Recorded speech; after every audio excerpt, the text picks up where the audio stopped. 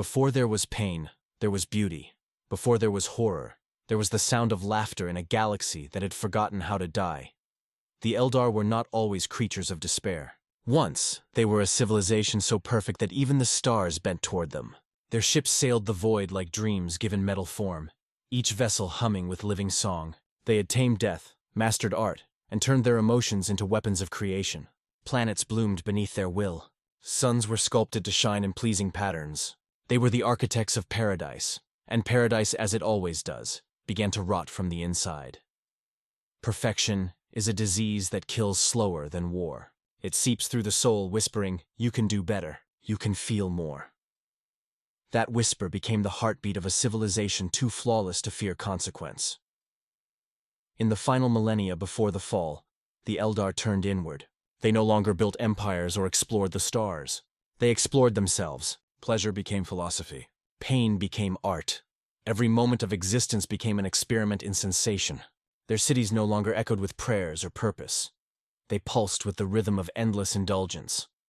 At first, it was harmless. Music that could move mountains, feasts that lasted for years, love made into theater. But when the limits of joy were reached, they reached further, past morality, past sanity, past the veil of the warp itself. The warp had always been a mirror of thought and feeling. It listened, it remembered, and as the Eldar screamed louder, in joy, in lust, in madness, something inside that mirror began to take shape.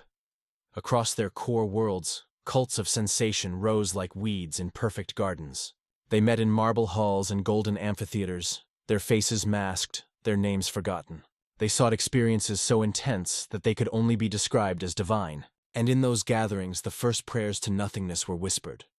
Prayers not to a god, but to the idea of one. A consciousness began to form in the warp. A ripple that became a current that became a storm. It had no name, but it had a purpose, to feel everything. Every desire, every scream, every moment of rapture and ruin. The Eldar could not hear it at first. They thought the dreams were fever, the voices hallucination. But deep inside their souls, something stirred. A calling. A hunger that wasn't theirs alone anymore. The Eldari seer Ilirath once wrote in her final journal, "I dreamed of a mouth without a face. It kissed the stars and swallowed their light. It called me by the name of perfection. When I awoke, I could still taste the void. By then, it was too late. The god of excess had already been conceived. The birth of Slaanesh was not a moment. It was a crescendo. A symphony of madness so vast that it shattered the material and immaterial alike. The Eldari called it She Who Thirsts, only after the fact, because no name could ever contain the scream that birthed it. It began on the day their empire reached its peak. On every Eldar world, across every garden and pleasure palace, the orgiastic festivals reached fever pitch. Entire planets trembled with the sound of ecstasy and torment. They danced, they sang, they died, and they thought themselves immortal. In the heart of the Imperium, the storm reached its zenith. The thoughts and desires of billions condensed into form. The warp convulsed. From the collective hunger of a species too perfect for restraint, a new god tore itself into existence. The shockwave was felt across the galaxy. Every psychic being screamed, every flame of consciousness flickered, stars dimmed, and then silence. When the silence broke, it was already too late. The core worlds of the Eldar Empire were annihilated. Not by war, not by plague, by birth. The psychic explosion of Slaanesh's awakening consumed trillions of souls in an instant, drinking them down like wine. Planets crumbled into dust. Moons shattered. The very fabric of reality tore open. And from that wound, the Eye of Terror was born. A scar that still bleeds across the galaxy. On the edges of that catastrophe, a few survived. Those who had fled their decadence early, traveling to the distant reaches of space, would later become the Exodites, farmers on feral worlds, haunted by memory.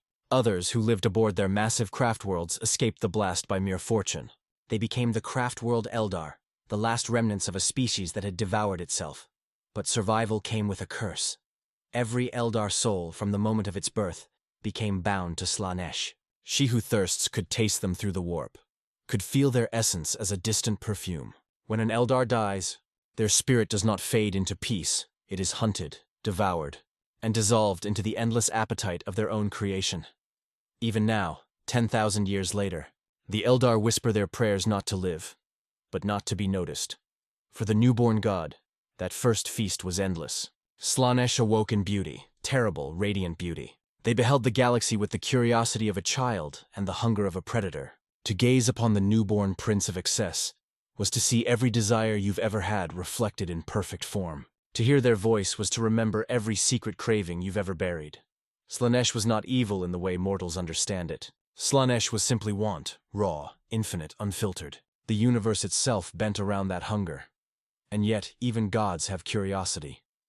The first thing Slaanesh saw upon opening her eyes was the ruin of the Eldar. Their cities lay silent, their stars dimmed. For the first time, Slaanesh felt sorrow, not for them, but for herself. The feast was over too soon. The joy of creation ended in the stillness of aftermath. So she began to seek new sensations. Slaanesh turned her gaze upon humanity. Primitive then, but promising. Their dreams were louder, their guilt deeper, their contradictions more exquisite. She smiled. Desire had found a new host. Through whispers in the warp, she began to reach into mortal minds. Not all heard her call. Only those who were open, lonely, desperate for beauty in a brutal universe. Painters who bled for their art. Soldiers who killed for the thrill, not the cause. Lovers who mistook obsession for devotion. All became vessels. Tiny echoes of the divine hunger that now pulsed through reality. Those who felt her presence described it differently. Some as music that couldn't be forgotten. Some as warmth that turned to fire beneath the skin. A few called it enlightenment. Most called it love. None understood it for what it was and the first taste of their own extinction. Among the first mortals to fully fall were the nobles of lost worlds, men and women of unimaginable privilege who had grown weary of mortal pleasures. They built halls of indulgence, mirrors of the ancient Eldar courts. Their names faded, replaced by masks and titles. The sensates, the painwrights, the gilded choir. They believed themselves pioneers of enlightenment. In truth, they were soil in which corruption bloomed. Their gatherings became temples. Their art became prayer. And when the first demons of Slaanesh slipped through the veil, they did not appear as monsters. They appeared as perfection. Beautiful beyond reason. Radiant beyond sanity. Voices like silk and smiles like knives. Those who saw them wept not in terror but in awe. They reached out to touch them, and were unmade. The Eldar's legacy had infected the stars. Desire itself was now a weapon. And Slaanesh, seated upon her shifting throne in the heart of the warp, smiled with infinite patience. The galaxy did not yet know her name, but it would. Far from the ruin of the Eye of Terror, a lone craft world drifted. Eandon, young then, but already haunted. Its seers watched the warp's edge in silence, listening to the whispers of their dead. One among them, a farseer named Elandra, recorded a prophecy that would echo through time. We are no longer the dreamers of stars. We are the dream that screamed itself awake. The God we made has found her reflection in every living soul. And when she calls again, no wall, no ward, no light of the Emperor will silence her. And in the depths of the warp, Slaanesh laughed, a sound too soft to be heard, too vast to be forgotten. The corruption of the body always begins with the whisper of the mind. To fall to Slaanesh is not to be conquered by a sword, but seduced by a thought. For mortals, the first touch of the Prince of Excess is rarely loud. It is a whisper in the dark, a flicker of warmth under the skin, the subtle twisting of pleasure into hunger. It begins as desire, harmless, even holy, a craving for beauty, for excellence, for the perfection of one's art or craft. But beneath that yearning, the warp waits. It listens. It rewards. A man might paint until his hands bleed, chasing the shade of color he saw in a dream. A singer might burn her lungs trying to hit the note she heard echoing in her sleep. A warrior might step into battle not for duty, but for the feeling of the kill. That single perfect heartbeat when life and death become one. In each of them, the prince finds a door. The Imperium calls these people heretics. The ecclesiarchy brands them damned. But in truth, they are mirrors. Reflections of what humanity already is. Fragile creatures desperate to feel something in a universe that no longer remembers what feeling means. It begins with dreams. Always the dreams. The ones chosen by Slaanesh do not wake from them easily. They see fields of crystal glass where the air hums like a heartbeat. They hear laughter, soft, genderless, infinite. They see figures of impossible beauty dancing on the horizon, their skin aglow with every color the mind can imagine, and several it cannot. When they awaken, They are sweating, trembling, starving, not for food, but for the dream itself. That is how the addiction begins. To serve Slaanesh is to be haunted by memory. Those dreams never fade. They sharpen like blades. The chosen try to recreate them, in music, in art, in flesh. They chase the echo until their bodies fail and their souls scream for release. And when that scream is loud enough, something answers. Sometimes it comes as a whisper in the ear. I can show you more. Sometimes it takes the shape of a lover whose eyes promise eternity. And sometimes it comes as silence, a silence that feels like worship. There was a soldier once, on the ash plains of Bellis Corona.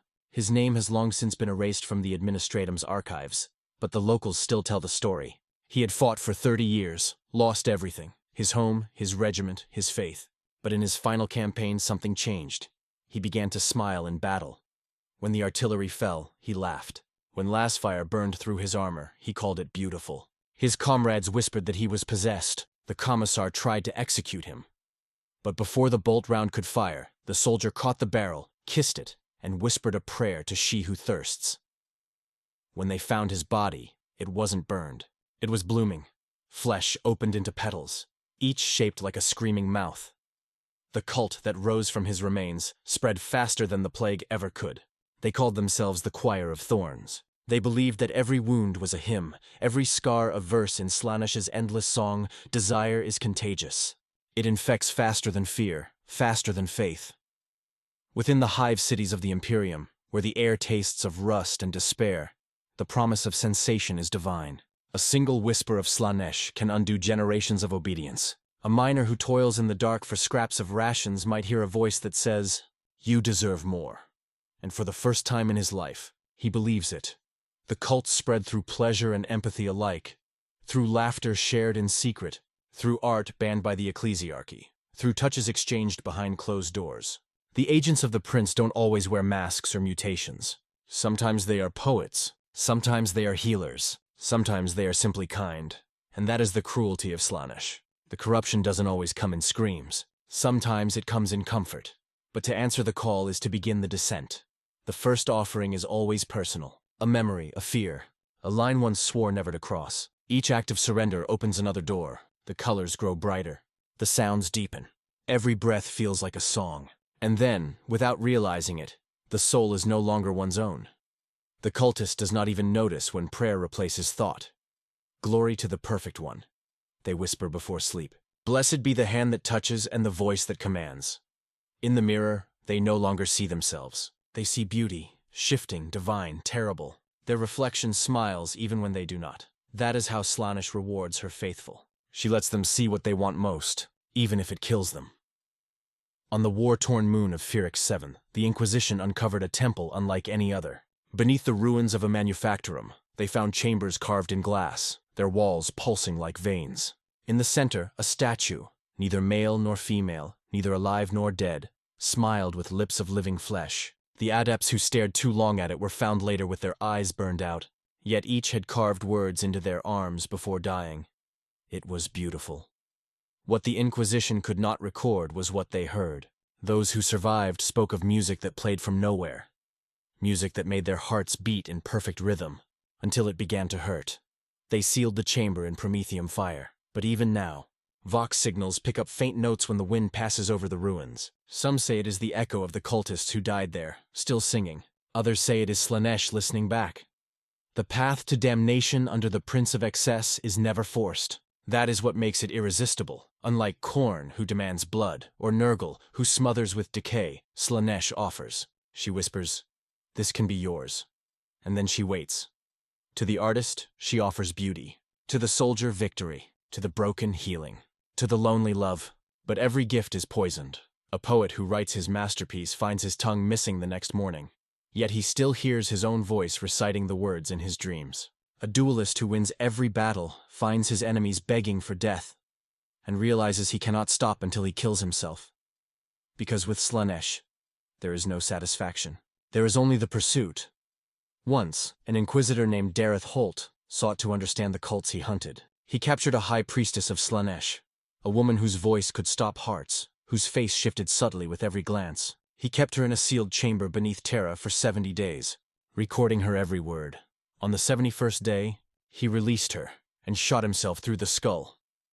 The recording he left behind was fragmented, filled with static and sobbing, but a single phrase was clear.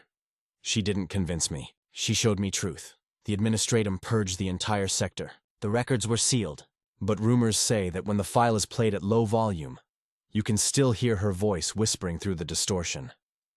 Do you still feel alone? The call of the flesh is not always carnal. It is spiritual. It is the realization that the universe is empty, and the offer to fill it with you. Slaanesh doesn't destroy the ego. She exalts it. Every mortal she touches feels like a god for a moment, and in that moment, they burn brighter than they ever thought possible. That's the trap. To worship Slaanesh is to mistake consumption for creation.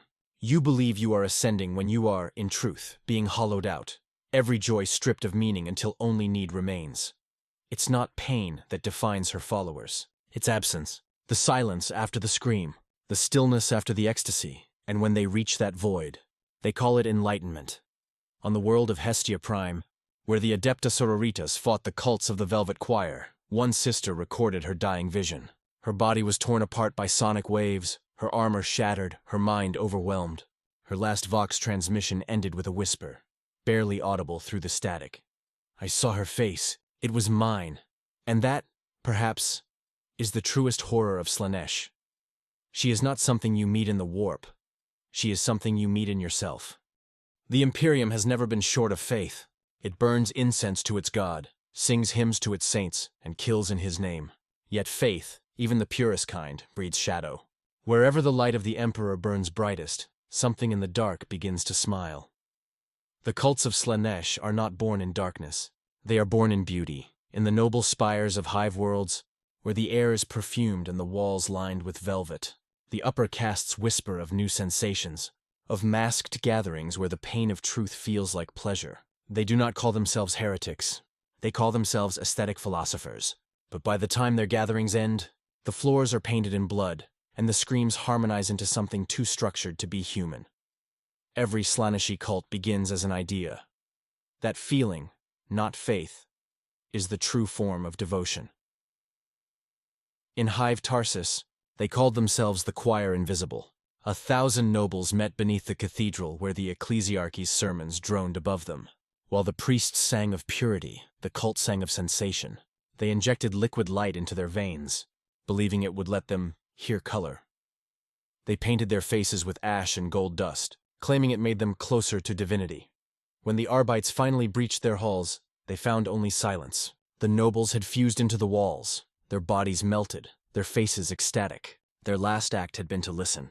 Vox recordings captured a frequency the human ear could not perceive. Some say it was music, others say it was the prince's laughter.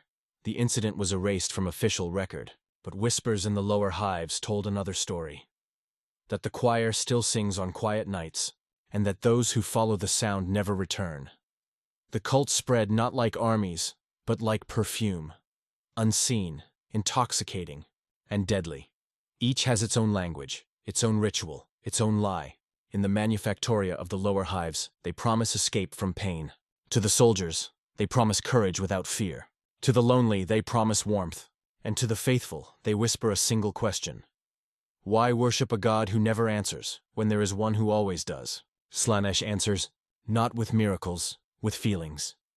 Those who pray to her do not wait years for deliverance. They feel it instantly. A rush of pleasure in the veins, a shiver that burns. That is the moment of surrender. The soul opens, and she steps inside.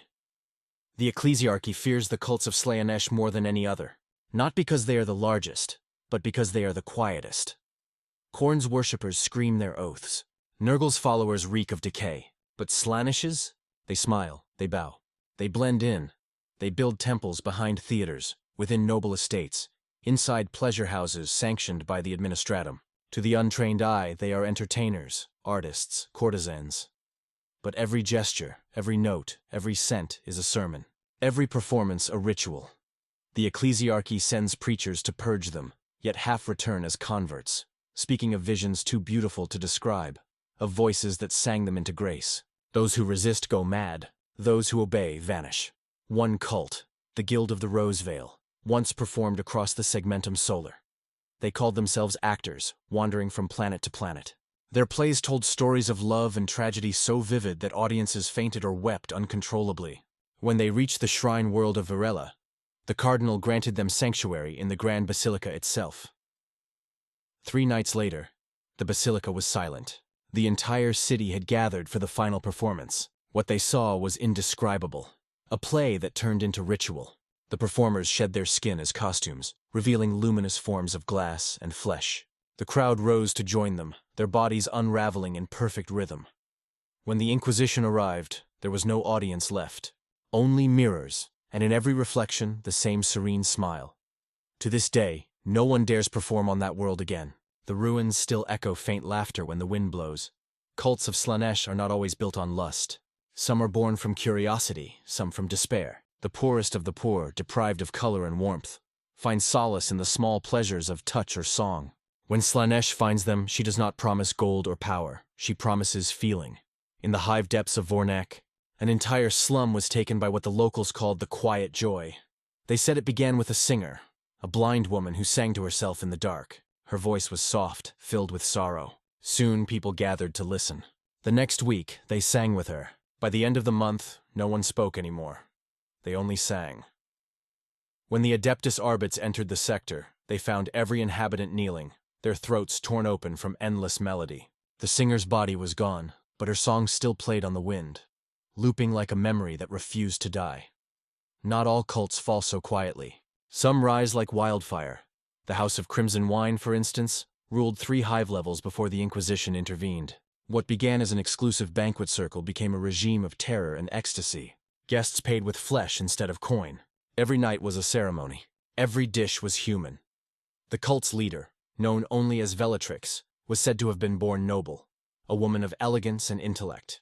When she spoke, even servo-skulls paused to listen. She claimed to have seen Slaanesh face to face in her dreams, and that her goddess was not monstrous, but beautiful beyond grief. Velatrix's sermons spread faster than the Arbites could suppress them.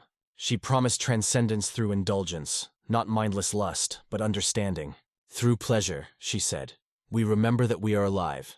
When the purging came, she welcomed it. Witnesses reported that as the fire consumed her temple, she laughed, her voice carrying through the flames. You burn the body, not the song. And somewhere in the warp, the prince heard her and smiled. The Inquisition has long debated how to fight such cults. To ban pleasure is to feed them. To allow it is to risk corruption. Even now, entire orders of the Ordo Hereticus specialize in tracing such heresies, listening for music too perfect, art too moving, beauty too flawless. They watch the artists, the aristocrats, the dreamers, those whose emotions burn too brightly. For it is there that Slaanesh whispers loudest. Yet for all their vigilance, the cults endure, because they are not bound by faith or structure. They are bound by longing, and longing cannot be purged. Sometimes the Inquisition captures a cultist alive. The interrogations are meticulous, sanctioned, sacred, but they rarely end well. One report describes the final moments of a high priest of Slaanesh before his execution. He thanked me, wrote the Inquisitor. He thanked me for freeing him from the limits of flesh. When I asked what he meant, he smiled and said, "The blade is a kiss. The Emperor's mercy is her gift." The record ends there. The Inquisitor was found hours later, blind and humming to himself, his eyes replaced with crystal. He had carved 3 words into the table before he died. I understand now. The cults of Slaanesh thrive because they do not demand faith. They offer belonging. In a galaxy where the only constant is pain, that offer is irresistible. The worshippers believe they are enlightened, that they have escaped the hypocrisy of imperial dogma. But in truth, they are consumed from within. Their love songs become screams. Their dances become seizures. Their prayers become echoes. And when the echo fades, what remains is only hunger, eternal unending hunger. The cults vanish. The cities burn. And yet the laughter always returns, because you can kill a heretic, but you cannot kill desire. When the galaxy burns, some hear screams. Others hear music. Among the servants of Slaanesh, there exists a brotherhood unlike any other. Warriors who kill not for conquest, but for sound.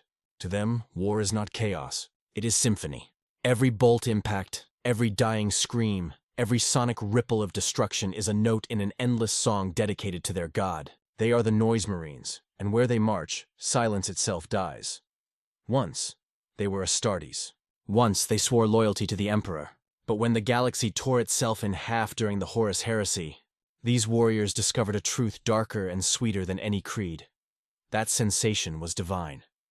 Their corruption began, like all things of Slaanesh, not with blasphemy, but with art. The 3 Legion of the Emperor's children had been perfectionists long before their fall. Every movement, every strike, every maneuver was performed with impossible precision. Their Primarch, Fulgrim, demanded beauty in all things, in battle, in craft, in thought. They did not fight wars. They conducted performances. Their victories were ballets of blood and fire, flawless and horrifying in equal measure.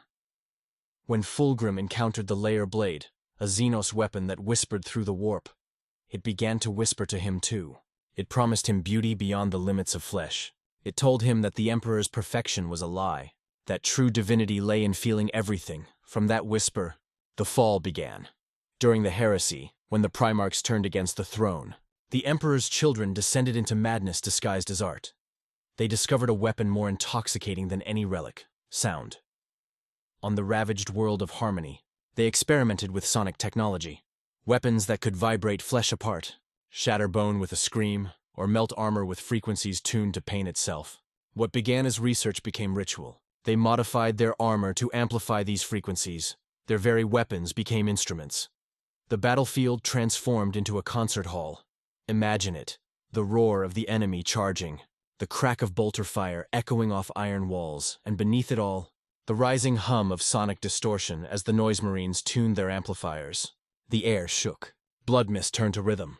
And then came the sound, not a weapon's roar, but a chord. Those who heard it died smiling, their bodies vibrating into pulp, their nerves alight with pleasure and agony indistinguishable. The Emperor's children had found their masterpiece. To them, Slaanesh was not a god of lust or sin. Slaanesh was inspiration. The Prince of Excess revealed to them that pain and pleasure were one. That perfection was found in the breaking point between the two. Each Noise Marine altered himself beyond recognition. Their ears were replaced with receptor nodes that could perceive frequencies beyond mortal range. Their tongues were removed, their vocal cords replaced by emitters that could produce subsonic roars capable of rupturing organs. Every part of them became an instrument. Their bolters, now called sonic blasters, no longer fired solid rounds, but waves of sound. Their doom sirens could melt squads of guardsmen into liquid flesh. Some carried blastmasters that could collapse bunkers with a single sustained note. But for all their destruction, their true weapon was their voice. A single scream from a Noise Marine could twist reality. A sound shaped not by air, but by the warp itself. They sang death into being. It is said that when the Emperor's children landed on the pleasure world of Scalathrax, their battle cry could be heard across continents. When they fired their weapons, cities danced apart. The sky rippled like fabric. The population was gone in hours, their souls devoured by sound alone. And still, the Noise Marines played. They played until the planet cracked. They played until there was nothing left but the echo. That echo still haunts the void. A faint hum that Imperial astropaths report hearing when ships pass near Scalathrax's ruins. The Mechanicus calls it interference. The Inquisition calls it a curse. But those who have listened too long say it sounds like a song, one that whispers your name when you close your eyes. Each Noise Marine is a paradox of creation and destruction. Their armor is painted in radiant purples, searing pinks, and shimmering golds, the colors of Slaanesh's favor. Their helmets are sculpted into grotesque visages of beauty, half angel, half demon, all terror. Cables snake from their spines into amplifiers fused into their flesh. The ground quakes beneath their rhythm. When they go to war, it is never for conquest. It is for performance. They don't fight for victory. They fight for perfection. Each battle is a chance to refine their art, to create the perfect scream, the perfect symphony of agony. They record their victims' cries, layering them into their future compositions. Some even compete, measuring who can produce the most exquisite harmony of destruction. They call this ritual the crescendo. When the crescendo begins, the warp itself joins in. Demons dance in the sound waves. The air ripples with color. The battlefield becomes a cathedral of sensation. Beautiful, horrific, and eternal. But beneath the noise lies tragedy. For every Noise Marine is a prisoner of his own perfection. They can no longer feel silence. They cannot sleep without rhythm. Their hearts beat in sync with frequencies that no longer exist. Without sound, they begin to decay. Not physically, but spiritually. Silence drives them insane.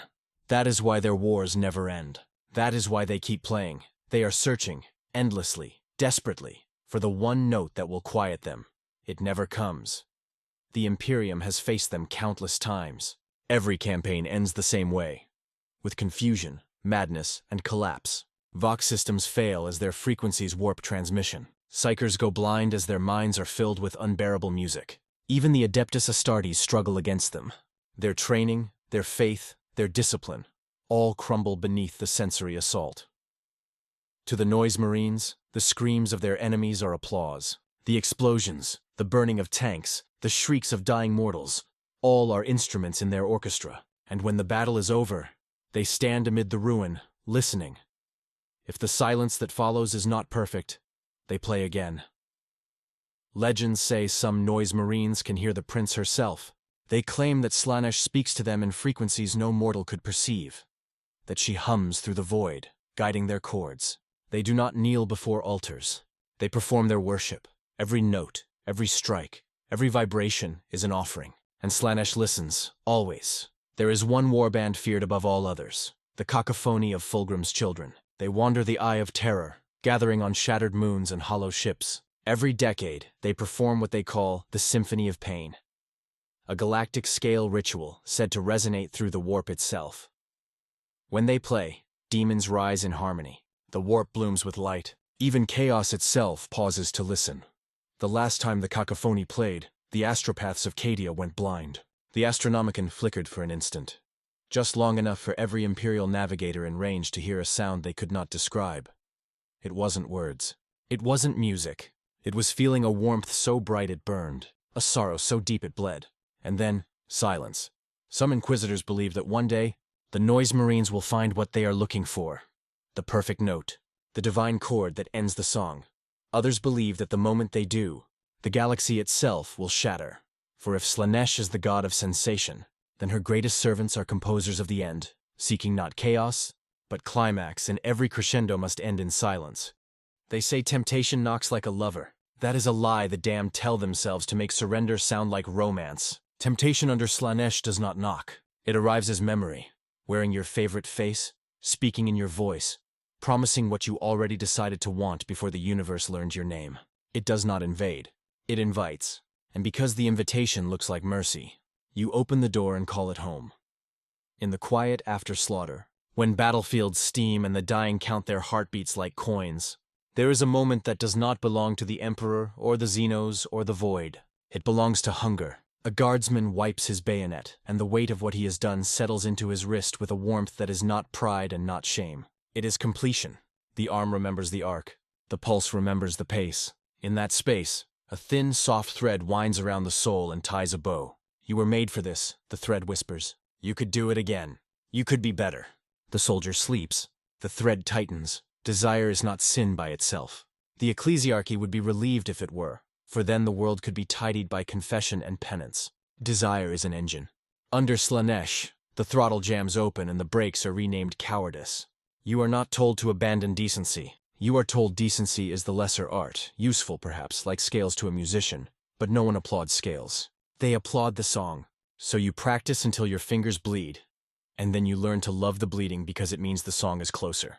When at last the melody is perfect, you discover your ears have changed. What was perfect yesterday is dull today. The engine asks for more. The artisan on the forge world of Celadon learned that lesson in copper and heat. He had hands that made the Mechanicus hum through their vox grills. A brass worker whose filigree could turn a combat blade into a reliquary. He took no bribes and drank no lies. He prayed to the Omnissiah with the cleanliness of a sharp chisel. The first dream came in the 4th month of the tithe, when sleep was rationed like oil. He saw a pattern in the air over his bench, a knot of curves that bent light in a way the flesh remembers, but language refuses. He woke with the taste of cinnamon and smoke, and the sense that he had been watched with affection. For weeks he chased that pattern. He failed and failed beautifully. Each failure ached like pleasure does when you don't yet know its real price. When at last he carved it, the piece sang. Not through a speaker, through the bones and the wrist that held it. Men wept when they touched it. Sermons stumbled. The artisan held his breath and discovered he had not breathed properly in years. The orders came after that. and the nights became a long, lacquered corridor with no doors, only more light at the end. He worked until the skin on his thumbs polished into mirrors. He stopped saying the words of the litany because the singing in the metal was easier and kinder and always answered. When an overseer asked him who taught him the new geometry, he smiled and said, "I listened." The overseer nodded. Men who do not listen often admire those who can afford to. The second dream came with hands. They were not attached to a body. The dream had learned economy. They guided his own, and he woke to find a mandala etched into his bench, where the grain ran wrong. The pattern did not appear when seen straight on. It waited in the corner of the eye and then flooded the room like perfume. The artisan laughed softly and called it luck. The third dream did not bother with pretense. A voice spoke his childhood name, the one his mother used the day she taught him to hold a file, and said, "You deserve to be praised," he answered. And the forge listened, and somewhere in the warp, a god smiled as one more man put down the prayer book that never spoke back, and picked up the chisel that always did. Pleasure is not the glow. Pleasure is the relief. It is the moment the brain stops bracing against the world and recognizes the world is bracing against you. Under Slaanesh, relief becomes curriculum. First lesson, if it feels holy, call it holy. Second lesson, if it hurts, rename it exquisiteness. Third lesson, if anyone weeps, ask whether the tears are for you, and if they are not, adjust your art until they are. The artisan learned all three without a teacher. When the Inquisition finally came to count the bodies in the scrap pit, apprentices whose hearts had succumbed to overwork, an overseer found knelt in prayer before the humming blade that had cut his throat in a kiss. The brassworker greeted them with a serenity that would have passed for sanctity in any other room. He offered them tea. He asked whether they felt alone. They executed him with regret and fire. The blade kept singing in the barrel long after the ashes cooled. Punishment for Slaanesh is the dearest flavor of reward. The devotees speak of a moment called the turning, the day when the joy becomes need and the need becomes law. The courtesan who felt the divinity of being seen wakes to find that no gaze is enough unless it is hungry. The duelist who loved the feel of a clean parry discovers that victory tastes of ash unless it terrifies the witness. The painter lays down color after color and learns that his hands have betrayed him by making ordinary beauty when his dream taught him. There is another spectrum beyond violet, where meanings hide like cats under a bombed stare. He burns his canvases to see whether the smoke holds the missing hue. He inhales until his lungs bloom black flowers. He calls the cough a hymn. There was a penitent sister once, armored in scours and oaths, who captured a Slaaneshi cantor on a hive world that sang itself mad. The cantor's throat had been replaced with crystal, his ribs a harp. Every word his mouth formed bent the air into warmth. She bound him in null chains and dragged him to a chapel bled of color. For 3 days she prayed while he hummed. On the 4th, her palms bled without nails. On the 5th, she loosened the chains to clean his sores, and he thanked her with such gratitude that it felt like being forgiven for everything she had ever thought and had never dared confess. On the 6th, she asked him what his God wanted. He answered honestly, "For you to ease your suffering." On the 7th, she put her hand on the crystal in his throat and said, "No," with a gentleness that shocked both of them. The crystal cracked. The song shattered into 1,000 dull notes that sounded like the names of her dead. She wept because she could still hear beauty hiding in the edges of the brokenness. She wept harder because she finally understood that the beauty would kill her if she let it. She killed him. The chapel smelled like burnt sugar for a week. Those the prince favors learn the lesson more cruelly. The gift becomes the cage. The champion who is kissed by Slaanesh on the battlefield finds wounds that do not close because they are busy flowering into aesthetics. He learns to posture his agony for the crowd of screaming cultists who adore him, until he realizes there is no crowd, only a mirror. The noble whose tongue can command rooms to sigh discovers he cannot drink water unless someone is watching his throat move. He dies of thirst at a feast, applauded. The pilgrim who finally feels held, really held, by a presence that fills every empty room inside the ribs wakes to find the embrace is now a possession notice written in silk. The next time she is alone, she is not. The voice curls into the space behind her ear and whispers, "We are alone together." She stops trying to be free and starts trying to be perfect. The difference is the cost. The punishment that looks most like mercy is when Slaanesh gives back what she took. The noise marine who has not slept in a century, haunted by the need for sound, steps into a void silent vault warded by an Ordo Hereticus savant whose hatred has learned mathematics. In that vault, his body shakes and then remembers the first silence he ever loved. A training hall at dusk, the smell of oil, the soft clack of a bolter's magazine seated with respect, the heartbeat measured and obedient. He wears that quiet for 10 breaths and thinks he has been forgiven. On the 11th, the vault's wards take a breath of their own, and the Marine hears a frequency just below grace, the place where longing keeps its knives. He falls to his knees and begs like a child for one more minute. The savant watches and realizes why this war cannot be won with reason. Slaanesh is theater and arithmetic in equal parts. Every ecstasy can be graphed. The curve rises. A high impossible to endure and therefore cherished. Then the fall, a depth that convinces the pilgrim she has been abandoned.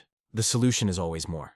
The curve repeats, higher, lower. The line only flattens when the subject breaks or someone turns off the instrument. The devotees call the flattening apotheosis. The Inquisition calls it catatonia. The warp calls it ownership. The cruelest truth is that the curve feels like meaning while it lasts. That is why the Emperor's most fervent servants burn it out with flame rather than argument. Debate is a courtesy offered to equals. Fire is how you talk to a god that only understands appetite. There are gardens on pleasure worlds where every plant was bred to perfume a specific memory. A path can make you recall the first time you were chosen for anything, and the way your lungs decided to be an organ worth keeping. Another path smells like rain on old stone, and the sound your grandmother made when she taught you to cheat at cards for the honor of winning honestly. The garden is a masterpiece, curated, exquisitely tended, absolutely lethal.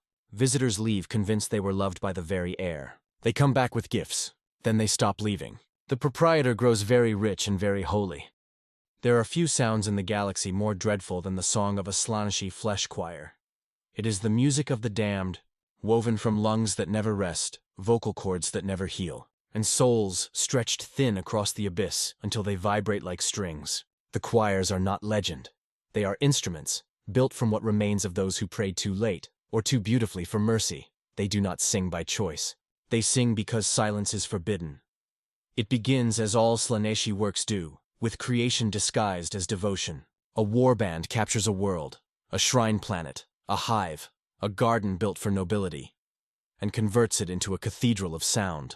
The Noise Marines arrive first. They are the sculptors. They gather the population not for labor, but for pitch. Their screams are catalogued, recorded, sorted by tone.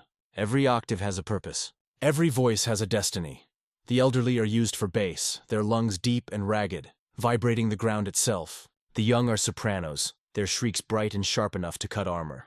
Children are the choir's jewels, their tones clear, haunting, and perfect in their terror. Wires pierce throats. Tubes feed promethium mist to swollen vocal cords to keep them from collapsing. The bodies are mounted in rows upon walls of meat and metal. Their tongues are fused into resonant plates. Vox cables snake through their chests, connecting each singer to a conductor that was once human. The conductor's mind is divided among them, keeping them in key. His heartbeat is the metronome, and when all is prepared, the first note is struck. The sound that emerges is indescribable. No words of the low Gothic tongue can do it justice. It is agony that harmonizes, despair that finds beauty in its own ruin. It is the music of the warp, sung through mortal lungs. The melody of souls burning and yet rejoicing in the flame. Across the battlefield, even hardened veterans of the Astra Militarum have been known to drop their weapons at its touch. It reaches through armor, through flesh, through sanity. Those who hear it feel their blood begin to move in rhythm with it. Their hearts quicken, their bodies tremble. They either flee in madness or start to dance. The Inquisition calls it the heresy of rhythm. Once the music takes you, resistance feels obscene. In the deep vaults of the pleasure world Kyranos, the greatest of these choirs performed for 300 years without pause. The entire population had been converted into an orchestra, a living engine of noise spanning 5 city blocks of chained flesh. Noise Marines guarded its perimeter, adjusting pitches like luthiers, tending to sacred violins. Demonettes prowled between rows of singers, stroking their throats to tune them. At the center stood a dais of obsidian, on which was mounted a single woman of gold, her body a fusion of flesh and machine. She was called the Prima Voce, the first voice of Slaanesh. Her scream was said to bridge reality and the Imperium, each note sending ripples of pleasure and horror through both realms. When she sang, demons emerged from the sound itself, birthed through music like prayers turned inside out. The choirs serve a purpose beyond perversion. Their song is not mere worship, it is communication. Through them Slaanesh speaks. Each frequency corresponds to a wordless command, a call to battle, a lure to new worlds. The sonic energy of their combined voices can tear open rifts in the warp. To the uninitiated, it sounds like madness. But to a noise marine attuned to the spectrum of sensation, the song carries structure, a sacred geometry of sound. It is both map and weapon, capable of directing demonic legions or vaporizing cities. One inquisitorial transcript recovered from the ruins of Kyranos describes it thus. At Or 900, the sound became visible. The air itself folded. My stormtroopers began laughing. One tore off his helmet and begged to be part of the song. I shot him and he thanked me. Then the floor melted. Then I heard my own heartbeat singing. I think the planet is inside the melody now. The report ends with 20 pages of blank noise. There are those who claim the choirs are not slaves but volunteers. Some whisper that among their number are priests who sought to redeem the damned by joining them. Missionaries who entered the choir willingly, believing that their sacrifice would harmonize with the Emperor's light and drown out the warp. No such redemption has ever been recorded. Instead, the choir consumes them utterly. Their faith, their defiance, even their names dissolve into the music. Once you sing for Slaanesh, your soul belongs to her. Each note a bead of devotion strung across eternity. To listen is to remember. To perform is to disappear. But the flesh choirs are fragile, for they depend upon human flesh, and flesh decays. So, in time, the noise marines must rebuild them. Worlds once beautiful are reduced to warehouses of spare throats, bones, and nerves, harvested like sacred instruments awaiting their next performance. Some choirs evolve, incorporating machine parts to extend their lifespan. The Mechanicus heretics who serve Slaanesh graft vox drives and resonant amplifiers directly into the singer's spines. The result is not immortal, but unending, for even when the body dies, the recorded sound persists. It is said that in the Eye of Terror, there is a void ship called the Echo of Delight. Its entire hull is lined with the flayed vocal cords of the faithful. It drifts through the warp, crewed by ghosts who sing themselves back into existence every time the ship hums. No one steers it, yet it always finds new victims. The Imperium has attempted to silence such abominations. Exterminatus has been declared on worlds where the choirs perform. Yet even as the planets burn, the final notes survive, carried through the warp as haunting whispers. Some say that the song never dies. It simply finds new singers. Indeed, there are cases of choir echoes appearing light years away from their origin. A lone voxcaster picks up a transmission of weeping harmony. A pilgrim ship hears a lullaby that no one remembers learning. A child on a distant mining colony hums a tune that makes the air vibrate. And the next morning, her voice is gone. The choirs do not need walls anymore. The galaxy is their cathedral. To understand their persistence is to understand the essence of Slaanesh. Creation through desecration, unity through torment, music through suffering. The choirs are her gospel, her proof that beauty and horror can be indistinguishable when the soul is desperate enough to hear it that way. Some scholars of the Ordo Malleus argue that the flesh choirs are the prince's way of mocking the emperor's own choirs, the astropaths of Terra who maintain the Astronomicon, their voices bound together to sustain the light of the Imperium. The comparison is almost too perfect to be coincidence. Where the emperor's choir gives order to the galaxy, Slaanesh's choir gives it song, an eternal obscene mirror. In the end, there is a truth that every noise marine learns and never forgets. Sound is not heard. It is felt. Every note vibrates the body, the soul, the veil between worlds. To master sound is to master sensation, and to master sensation is to court godhood. The flesh choirs are the price of that mastery. They are the warning written in blood and melody. And when the last choir finally falls silent, when the last throat burns away and the last echo fades into the warp, there will be a moment, brief and terrible, where the galaxy forgets what silence ever sounded like, because silence, too, was just another note in her song. There are truths the mortal eye is not built to see, but the followers of Slaanesh have long since abandoned mortality, and with it, mercy. In the empire of the Prince of Pleasure, the eye is not merely an organ of sight, it is a wound through which the soul learns to crave. The Imperium preaches that the gaze must remain pure, turned toward duty and the Emperor's light. But in the realms of Slaanesh, the gaze is weapon, mirror, and altar all at once. For to see is to want, and to want is to worship.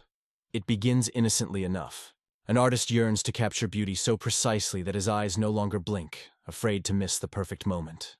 A duelist studies the shimmer of a blade mid-swing until the light itself feels holy. A noble stares into a mirror too long, wondering if the reflection breathes a fraction before he does.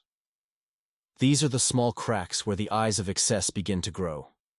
The invisible seedlings of hunger that bloom not in darkness, but in light.